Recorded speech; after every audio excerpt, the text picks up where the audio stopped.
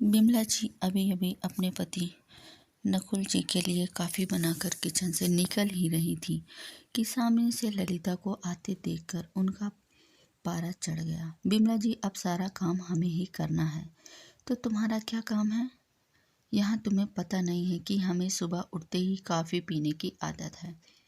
ललिता जी, माँ जी मैं आ ही रही थी, लेकिन गौरव को जल्द ऑफिस जाना था। उनके कपड़े प्रेस करने में टाइम लग गया। बिमला जी, बस हर बात में बहाने पहले ही तैयार रहते हैं। ललिता को शादी करके आए अभी केवल 4 महीना ही हुए थे। यहाँ आकर उसे ऐसा लगने लगा जैसे किसी जेल में आ गई थी। उसे कहीं जाना हो तो परमिशन लेनी पड़ती थी, कोई गलती हो जाए तो पनिशमेंट मिलती थी। सास ससुर और पति तीनों से ही एक और से उसका विरोध किया करते थे। कभी कभी तो मन करता था यहाँ से भागकर अपने पापा के घर चली जाऊं, लेकिन पापा हार्ट पेशेंट थे। यह सब उन्हें पता लग गया तो न जाने क्या अनर्थ हो जाएगा।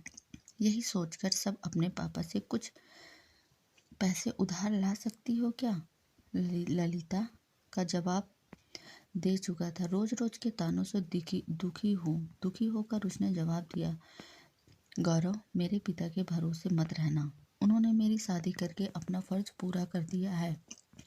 अगर आपको नौकरी करने में दिक्कत हो रही हो तो मुझे जॉब करने दो, दोनों मिलकर कमाएंगे। यह सुनकर गौरव का पारा 7वें आसमान पर चढ़ गया। गौरव, क्या बकवास कर रही हो? ज्यादा जुबान चलने लगी है। ललिता गौरव से बहुत बर्दाश्त कर चुकी थी, इसलिए मैं जॉब करने का फैसला की हूँ। गौरव, नहीं, हमारे घर में यह सब नहीं होता। तुम्हारी जॉब करने से ही हम अपने घर चलाएंगे क्या? घर चली जाओ। ललिता, मुझे पता था अब यही कहोगे। मैं वकील से बात कर ली, मैं जल्दी तलाक ले लूंगी। यह सुनकर गौरव और उसके पिता के हाथ पांव फूल गए थे। तभी बिमला जी वहां आ गई। बिमला जी को देख कि बहू को सिर पर चढ़ने का नतीजा। निकाल दो इसको घर से। अपने पापा से इसे कुछ पैसे उधार ला सकती हो क्या? ललिता का सब जवाब दे चुका था। रोज रोज के तानों से दुखी होकर उसने जवाब दिया, ललिता, गौरव, मेरे पिता के भरोसे मत रहना। उन्होंने मेरी शादी करके अपना फर्ज पूरा कर दिया है।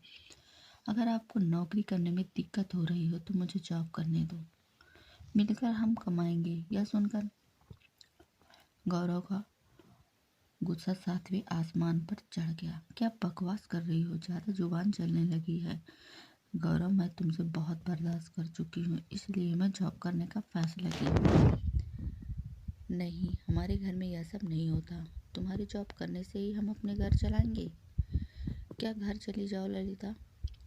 मुझे पता था आप यही कहेंगे। मैं वकील से बात कर ली हूँ, मैं जल्दी तलाक ले लूँगी। यह सुनकर गौरव और उसके पिता के हाथ पांव फूल गए थे। तभी विमला जी वहाँ आ गई। विमला जी, देख ली बहू को सिर चढ़ाने का नतीजा। निकाल दो इसको अपने घर से बाहर। ललिता, ठीक है, मैं पुलिस को फ़ोन कर देती हूँ। आप मेरा सारा सामान दहेज वापस कर दीजिए। साथ ही हर महीने अपने पति की कमाई का आधा हिस्सा कोर्ट से मैं ले लूँगी। इस मकान में भी मेरा हिस्सा आधा है। आधा मकान मेरे नाम कर दीजिए। ललिता जी, सुनो, यह क्या कह रही हो? नकुल बेटी, ऐसी बातें क्यों कर रही हो? आज के बाद हम तुमसे कभी कुछ नहीं कहेंगे, तो अपने कमरे में जा। ललिता, नहीं पापा जी, मैं बहुत बर्दाश्त कर चुकी हूँ। अब मुझे यह दिन भर के ताने बर्दाश्त नहीं होते। आप लोग इतने लालची होंगे, मैंने कभी सपने में भी नहीं सोचा था।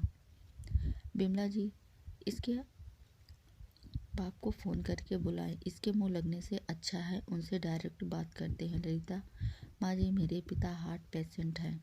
अगर इस बात को सुनकर उन्हें कुछ हो गया तो इसके जिम्मेदार आप लोग होंगे। गौरव, यह तुम्हें क्या हो गया है? आज से पहले तो कभी तुमने ऐसी बात नहीं की ललिता। मैं आज तक आपसे और मम्मी जी, पापा जी के हर ताने को बर्दाश्त करती रही। 20 लाख रुपया मेरे पापा ने शादी में खर्च किए, फिर भी आपको कर्ज चाहिए, बिजनेस करने के लिए पैसे चाहिए। ललिता ने इस समय अपना सामान पैक किया और घर छोड़ दिया। जाने से पहले उसने अपने साथ ससुर और पति तीनों को कहा, ललिता, अगर मेरे पापा को आपने कुछ बताया तो मैं आपको अरेस्ट करवा दूंगी। तलाक का नोटिस आप लोगों को मिल जाएगा। चुपचाप साइन कर देना। ललिता वहां से निकलकर चली गई। अपने एक सहेली के फ्लैट में पहुंच गई। एक दिन पहले उसे आग के साथ साथ अपना आत्मसम्मान बढ़ाने के लिए कहती हूँ, तो चिंता मत करना ललिता, मेरी कंपनी में एक जगह खाली है, तो वहीं पर जॉब करेगी और कल से तो वहीं पर जॉब करना है। तो चिंता मत करना, आपको परेशान होने की कोई ज़रूरत नहीं है। ललिता 1 महीने के बाद अपने पिता के घर जाती है, सारी बात बता देती है। ललिता के पिता कहते हैं, बेटा तूने क्यों नहीं बताया? पापा, आपने मेरे लिए बहुत कुछ किया है, अब मैं आपको परेशान करना नहीं चाहती थी। बेटा, मैं इतना कमज़ोर नहीं हूँ, तो चिंता मत कर। आजा। नहीं पापा, मुझे कुछ समय दीजिए, मैं अपने पैरों पर खड़ा होने दीजिए, मुझे अपनी एक पहचान बनाने दीजिए। कुछ ही महीने चलने के बाद गौरव और ललिता का तलाक हो गया। गौरव को पूरा दहेज और 30 लाख रुपए देने पड़े। साथ ही हर महीने अपनी सैलरी का एक आधा हिस्सा वही कोर्ट से जमा करवाता था और आधा घर उसके नाम हो चुका था। आधी प्रॉपर्टी ललिता के नाम उसने करवा ली थी और उसने अपने मेहनत और दम के साथ वह एक फैक्ट्री की मालकिन बन चुकी थी। कम से कम इतनी समय पर वह 1 करोड़ का मालिक बन चुकी थी।